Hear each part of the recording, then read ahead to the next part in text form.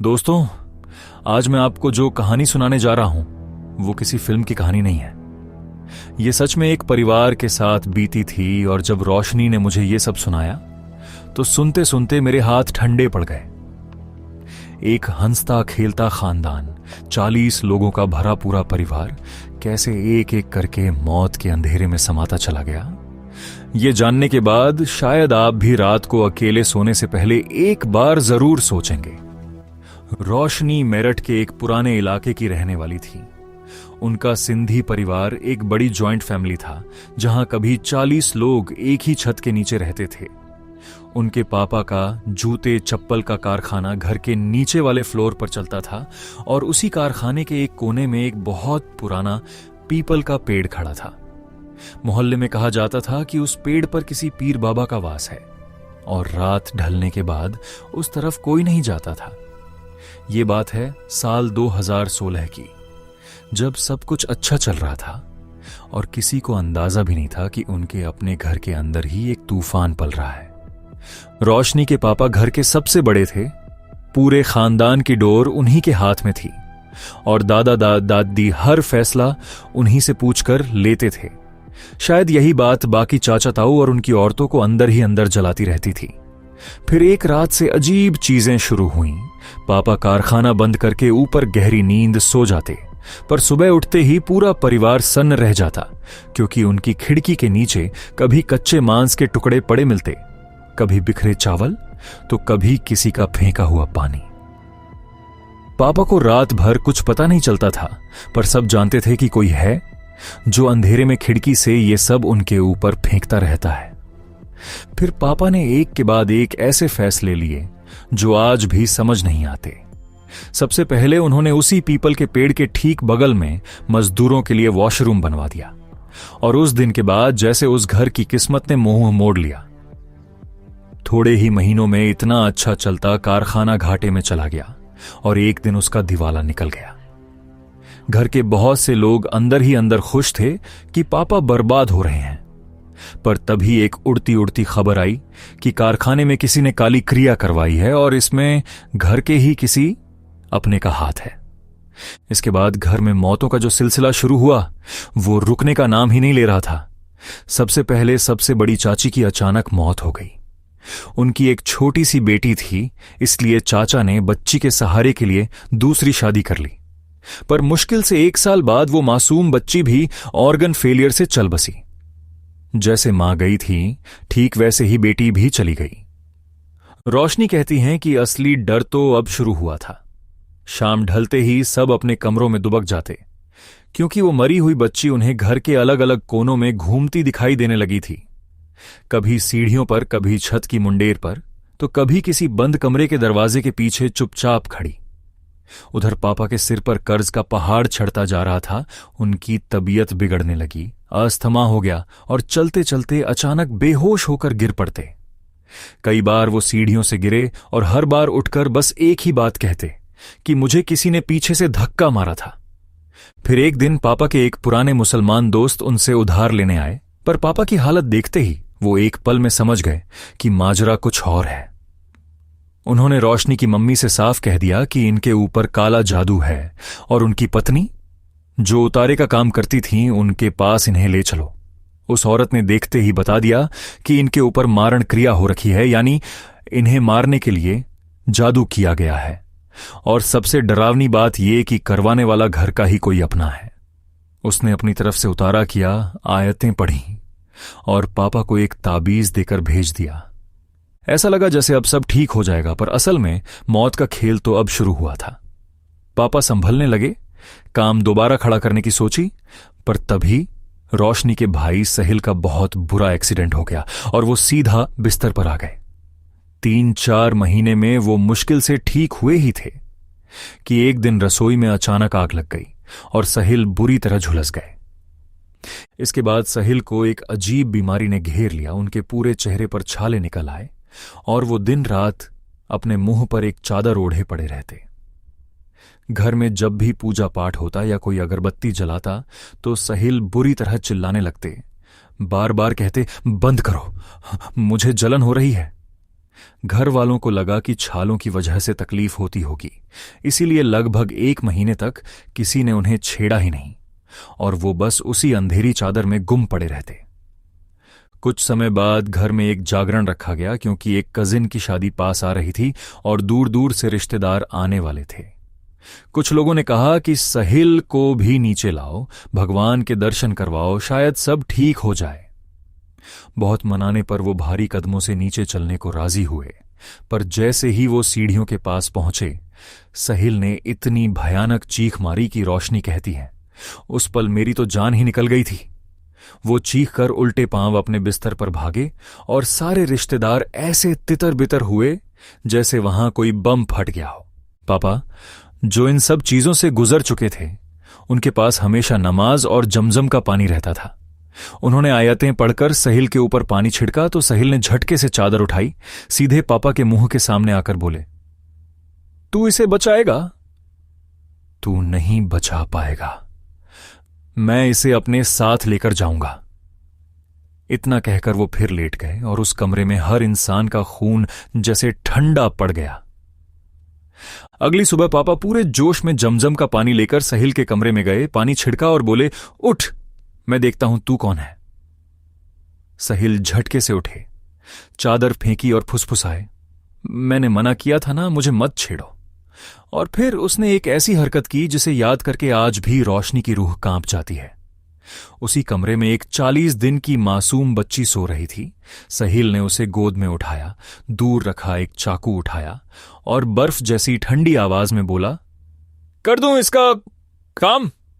बच्ची को उस हालत में देखकर पापा हाथ जोड़कर गिड़गिड़ाने लगे, इसे छोड़ दे। मैंने हार मान ली। पापा शहर भर के मौलवियों को घर ले आए, पर जैसे ही उन्होंने अपनी क्रिया शुरू की, सहिल चिल्लाए, एक एक करके सबको खत्म कर दूंगा, मैं एक जिन हूं। वो सारे मौलवी हाथ खड़े करके चले गए, ये कहकर कि ये कोई आम जिन नहीं है, इसे कहीं और ले जाओ। उन दिनों सहिल ने खाना पानी सब छोड़ दिया था, बस पड़े पड़े अंदर ही अंदर कुछ बुदबुदाते रहते।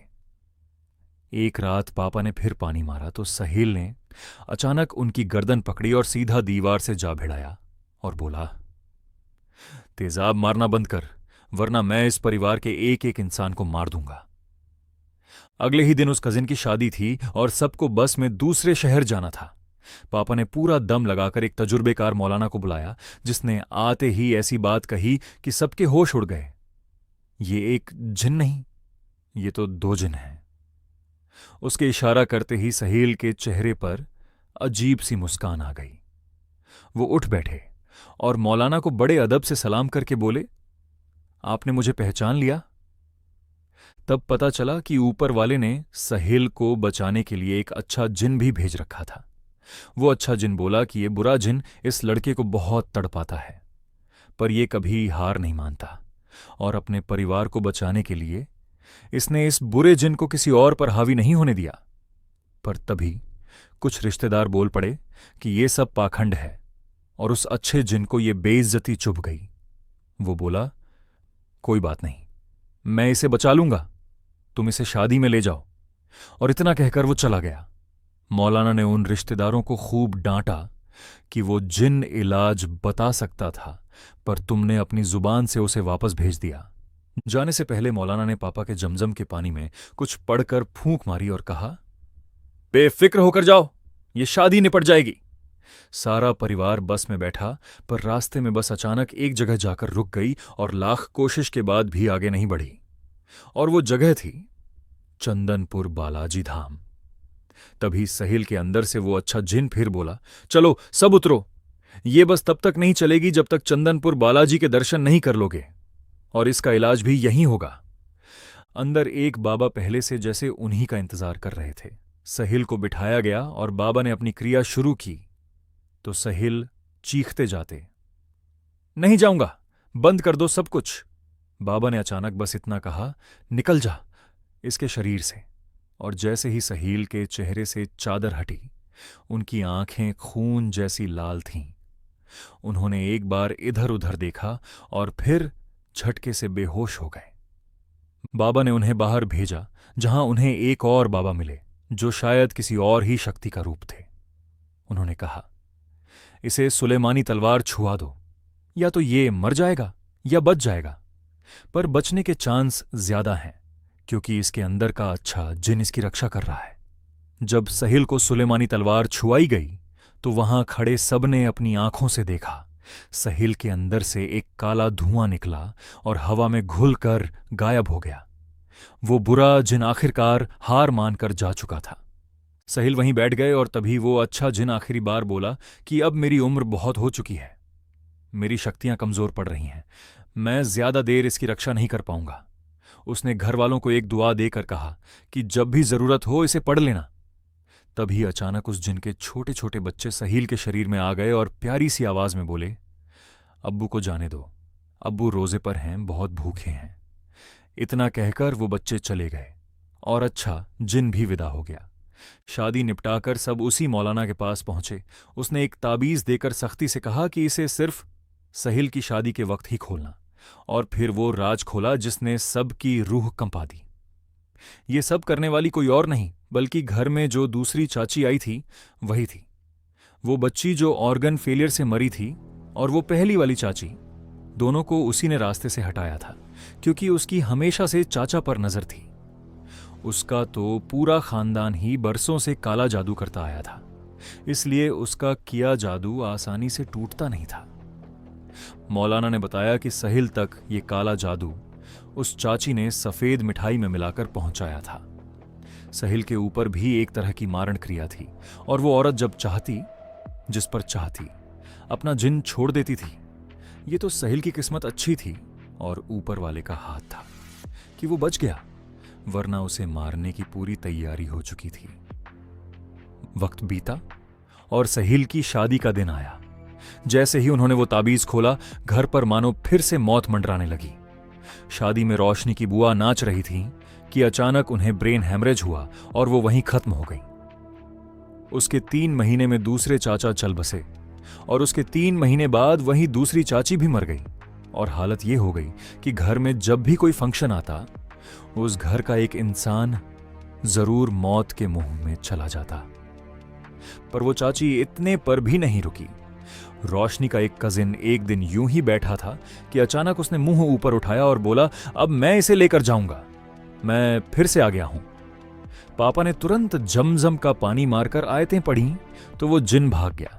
पर अब सबको समझ आ चुका था कि ये साया उनका पीछा कभी नहीं छोड़ेगा। आखिरकार थक हार कर सबने वो 500 गज का घर ही छोड़ दिया और वो बिक गया। पर रोशनी कहती हैं कि वो घर इतना मनहूस हो चुका है कि आज भी मोहल्ले वाले उसे दूर से भी नहीं देखते, क्योंकि उस बंद घर में आज भी किसी के चलने और चीखने की आवाजें आती हैं और उनके खानदान के सब मरे हुए लोग जैसे आज भी उसी घर में कैद हैं। रोशनी की अब शादी हो चुकी है और कुछ समय पहले उनके पापा भी चल बसे, पर उनका कहना है कि उनके भाई सहिल के साथ अब भी चीजें बहुत बुरी चल रही हैं और वो आज भी उस अंधेरे साए से पूरी तरह आजाद नहीं हो पाए हैं। रोशनी की ये कहानी हमें बस एक बात सिखाती है, हमेशा देख कर रहिए कि आप किसके साथ उठ बैठ रहे हैं, किसका दिया खा पी रहे हैं, क्योंकि कई बार सबसे बड़ा दुश्मन हमारे अपने घर के अंदर ही छुपा होता है। पर एक सवाल आज भी जवाब मांगता है, जिस घर में आज भी आवाजें गूंजती हैं, वहां कैद वो रूहें आखिर कब आजाद होंगी। दोस्तों, अगर ये कहानी सुनकर आपकी रूह कांप गई हो तो इस चैनल को सब्सक्राइब करो, वीडियो को लाइक और शेयर करो और कमेंट में जरूर बताओ कि आपके साथ या आपके किसी जानने वाले के साथ भी कभी ऐसा कुछ हुआ है क्या।